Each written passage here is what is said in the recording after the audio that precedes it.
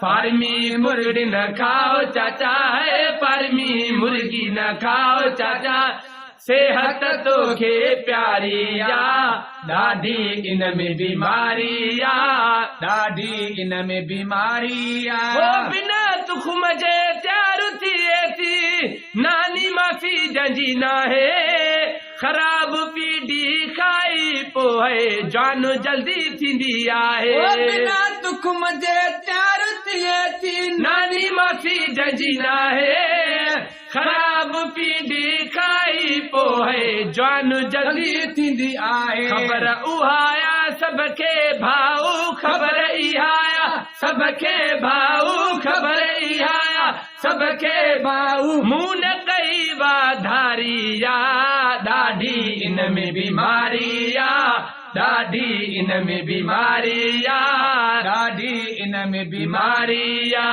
फार्मी मुर्गी न खाओ चाचा है, फार्मी मुर्गी न खाओ चाचा है, फार्मी मुर्गी न खाओ चाचा, जे सेहत तो खे प्यारी या, ॾाढी इन में बीमारी या, ॾाढी इन में बीमारी या, ॾाढी इन में बीमारी आ। ओ डॉक्टर बे है रोज जलन था, पर बुधू नथा है बोड़ा, खाई मुर्गी बीमार थी पोइ कयूं था घोड़ा घोड़ा।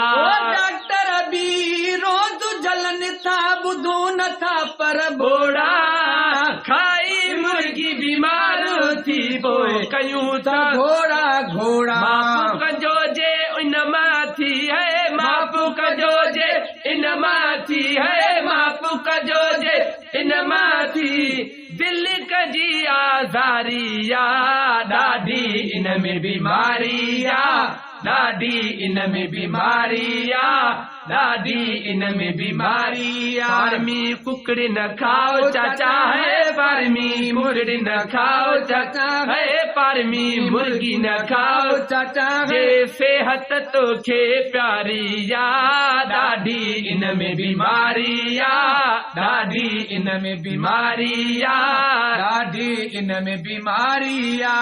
बल्डी पिलो है खारस हिन में आम बीमारी थे थी, हर हंदी ख़बर ॿुधूं था जाम बीमारी थे थी। बल्डी पिलो है खारस हिन में आम बीमारी थे थी, हर हंदी ख़बर ॿुधूं था जाम बीमारी थे थी। लियाकत तो असांखे है लियाकत तो असांखे है लियाकत तो असांखे है, अकुल ॾिनो त बारी या, ॾाढी इन में बीमारी या, ॾाढी इन में बीमारी। मुर्गी फार्मी मुर्गी न खाओ चाचा है, फार्मी मुर्गी न खाओ चाचा, जे सेहत तो खे प्यारी या, ॾाढी इन में बीमारी या, ॾाढी इन में बीमारी या।